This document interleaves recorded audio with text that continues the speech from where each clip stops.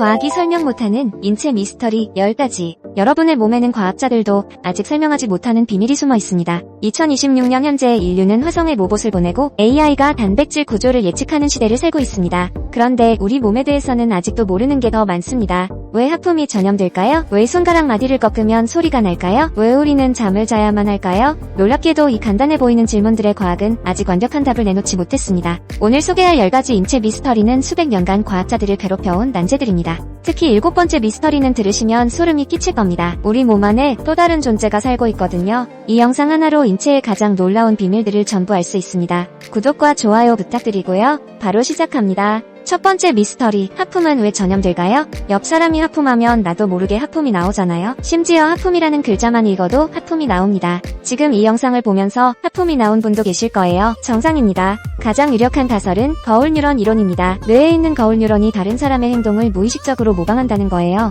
공감 능력이 높은 사람일수록 하품이 더 잘 전염된다는 연구 결과도 있습니다. 반면 사이코패스 성향이 강한 사람은 하품이 거의 전염되지 않는다는 연구도 있어요. 근데 여기서 미스터리가 생깁니다. 하품 전염은 사람뿐 아니라 개에게도 일어나거든요. 개는 주인의 하품에는 반응하지만 낯선 사람의 하품에는 덜 반응합니다. 또 다른 가설은 하품이 원시시대 집단의 각성 상태를 동기화하는 신호였다는 거예요. 수백 편의 논문이 발표됐지만 하품 전염의 정확한 메커니즘은 아직도 미스터리입니다. 두 번째, 손가락 관절을 꺾으면 왜 소리가 날까요? 이 뚝 소리의 원인을 두고 과학자들이 100년 넘게 논쟁해왔습니다. 가장 오래된 가설은 관절액 속에 기포가 터지면서 소리가 난다는 캐비테이션 이론이었습니다. 그런데 2015년 캐나다 연구팀이 MRI로 실시간 촬영해보니 기포가 터지는 게 아니라 생성되면서 소리가 났습니다. 다시 2018년에 프랑스 연구팀은 기포 붕괴 모델이 맞다는 시뮬레이션 결과를 발표했어요. 즉 2026년 현재도 기포가 생기면서 소리가 나는지 터지면서 나는지 확정되지 않았습니다. 자주 물어보는 질문, 손가락 꺾으면 관절염 걸리나요? 60년간 한쪽 손만 꺾은 의사의 실험 결과 차이가 없었습니다.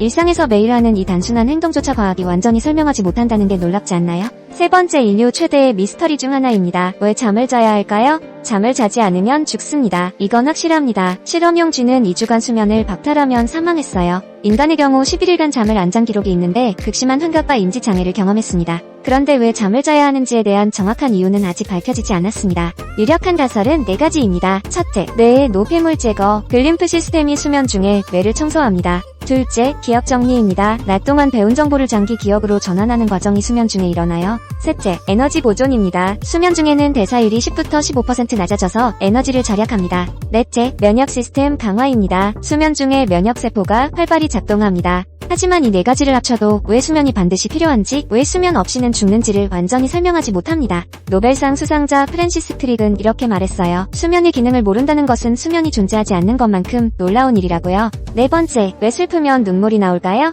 잠깐, 여기까지 보셨으면 상위 20%입니다. 7번 미스터리가 진짜 소름 돋으니까 꼭 봐주세요. 눈물에는 3종류가 있습니다. 기본 눈물, 반사 눈물, 그리고 감정 눈물이에요. 기본 눈물은 눈을 촉촉하게 유지하는 거고 반사 눈물은 양파 같은 자극에 반응하는 거예요. 이건 설명이 됩니다. 문제는 감정 눈물입니다. 슬프거나 감동받으면 왜 눈에서 물이 나오는 걸까요? 감정 눈물은 인간에게만 있습니다. 다른 어떤 동물도 감정으로 눈물을 흘리지 않아요. 놀라운 사실이 하나 있어요. 감정 눈물의 화학 성분이 다른 눈물과 다릅니다. 감정 눈물에는 코르티솔 같은 스트레스 호르몬과 뮤신 엔케팔린이라는 천연 진통제가 포함되어 있습니다. 그래서 울고 나면 기분이 나아지는 거예요. 문자 그대로 스트레스를 눈물로 배출하는 겁니다. 하지만 왜 하필 눈에서 나오는지, 진화적으로 왜 이런 메커니즘이 생겼는지는 여전히 미스터리입니다. 5번째, 과학 최대의 난제입니다. 의식이란 무엇인가? 지금 이 영상을 보면서 내용을 이해하고 재미있다고 느끼는 이 경험, 이것을 의식이라고 합니다. 뇌에는 860억 개의 뉴런이 있습니다. 이 뉴런들이 전기 신호를 주고받아요.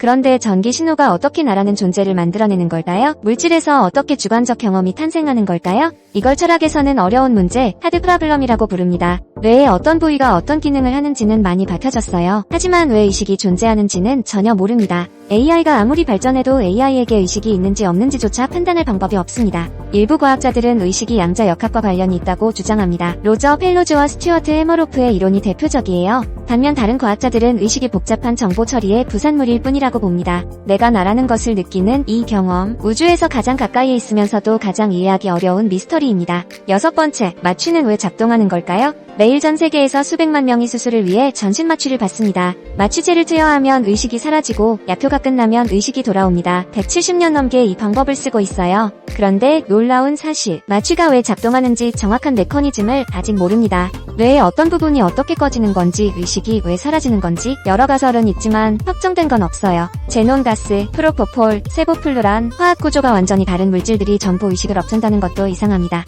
일부 과학자들은 마취가 의식의 본질을 이해하는 열쇠가 될 수 있다고 봅니다. 매일 수백만 명의 목숨을 맡기는 기술인데 원리를 모른다. 이게 진짜 소름 돋는 부분이에요. 자, 드디어 7번째입니다. 소름 돋는다고 했죠? 여러분 몸 안에는 또 다른 존재가 살고 있습니다. 여러분의 몸을 구성하는 세포수는 약 37조 개입니다. 그런데 여러분 몸에 사는 미생물 수는 약 38조 개입니다. 인간 세포보다 미생물이 더 많습니다. 다시 말해 세포수 기준으로 여러분 몸의 절반 이상이 사실 여러분이 아닙니다. 이 미생물 군집을 마이크로바이옴이라고 합니다. 대부분 장에 살고 있어요. 미스터리는 여기서 시작됩니다. 이 장내 미생물이 여러분의 기분과 성격에 영향을 줍니다. 이걸 장뇌축이라고 합니다. 장내 미생물이 신경 전달 물질을 만들어서 뇌에 신호를 보내요. 놀라운 사실, 행복 호르몬으로 알려진 세로토닌의 95%가 뇌가 아니라 장에서 만들어집니다. 쥐 실험에서 특정 장내 미생물을 이식하면 쥐의 성격이 바뀌었습니다. 소심한 쥐가 대담해지거나 대담한 쥐가 소심해졌어요. 인간에게도 비슷한 결과가 나오고 있습니다. 장내 미생물 상태가 우울증, 불안장애와 연관이 있다는 연구가 쏟아지고 있어요.